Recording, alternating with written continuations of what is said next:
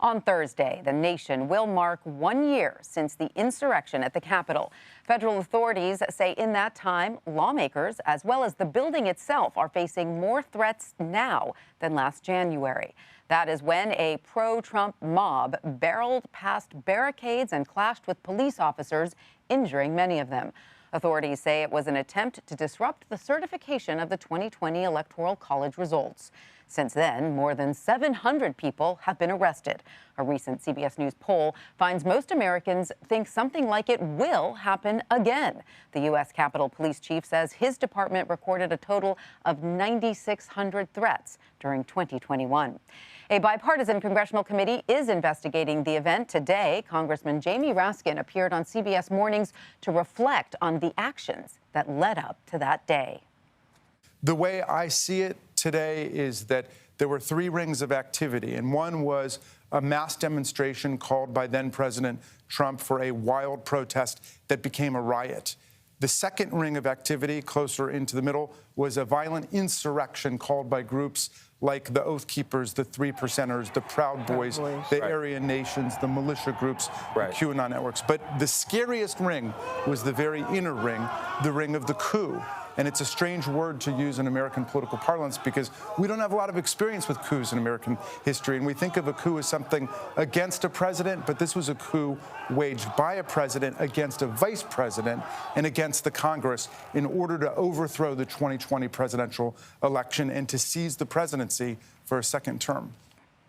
CBS News Director of Elections and Surveys, Anthony Salvanto, joins me now to discuss this a little more. Hi, Anthony. Great to see you. So tell us, how are Americans feeling 1 year after the Capitol riots?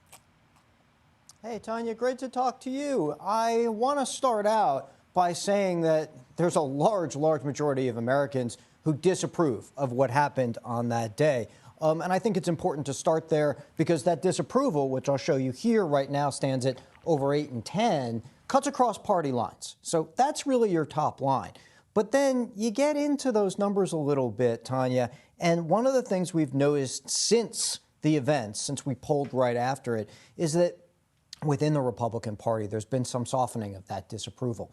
And what's happened is they've gone from a majority of strongly disapproving over here to a little bit less, more somewhat disapproving, again, among Republicans. So you can start to see splits within the party. And one of the other things that we noticed in the polling when we start to talk about that question you ask, how are people feeling about it, is what people believe actually happened on that day.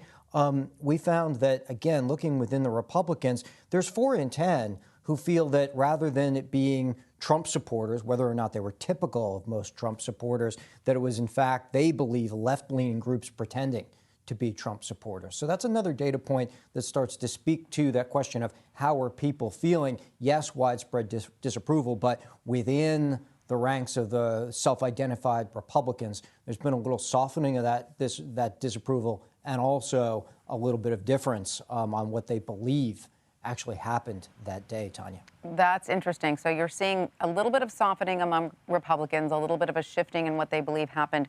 Are you seeing anything happening on the Democratic side? Are you seeing a hardening of views? Any changing going on there? Yeah, well, the Democrats are strong in their disapproval, and that's been consistent throughout. But I think one of the things, once you get beyond the party breaks in this, because that's become almost, to the point of, well, we know that. We know that just about everything. We really want to look at what I think people feel are the implications of this going forward. And that's one of the things, too, that really stands out. One of the things we saw was that people said in the future, they feel that in elections, there might be violence from the losing side. And that came in at 62%, rather than 38% feeling that the losing side would concede peacefully. Now, in the United States, of course, we have that tradition of a peaceful transition of power. So that's one of the things that stands out. What are the implications of this? And that's, I think, is really important in a democracy, because it's not just whether people follow democratic norms. They do so in part because they believe that others will too. And so that's one of the things that really stands out as people present those fears going forward, Tanya. Right, because that is one of the cornerstones of our democracy, that the losers concede and gracefully step aside, right? I mean, otherwise a democracy doesn't work. So when you look at those numbers and you see 62% of Americans expect violence in the future over elections, that's a very sobering number, isn't it? It really is. And one of the things we tried to do in this study, and others have as well, is try to get a handle on what that could look like in terms of what people would tolerate. Now, it doesn't mean that people are going to go out and do anything themselves, but when they see violence, or if they do, or if they see others call for violence, do they find that acceptable? And one of the things that we noted, Tanya, is that when you look at the kinds of issues where people say violence or calling for it might be acceptable because these issues are so important. Yes, election results are there at 28%. We also tested others, gun policy, civil rights, labor issues, abortion issues as well. And you do get a quarter, sometimes rising up to as many as a third, saying those issues are at least important enough that violence might be justifiable. Now, I'm talking about minority percentages here, and I want to emphasize that because we usually talk about what the most people want, right? But what's happened here, I think, is that there's a smaller number that the wider populace is focused on and saying, wait a second, you know, this is one of the things that's giving them these misgivings. And I would add this, and that is that there's also 14% who feel it could be justified for elected officials to call for violence. Again, a small number, but it's one of those things that seems to be, you know, pushing into those larger misgivings in the general public. Right. Small numbers, though, that seem to be a little bit on the uptick. Would that be accurate? Well, you know, in some respects, we haven't had a lot of occasion to talk about or try to measure these views going back because of the context. Sure.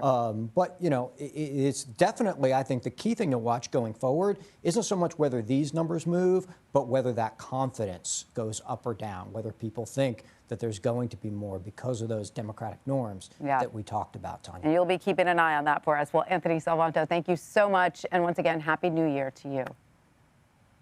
You as well.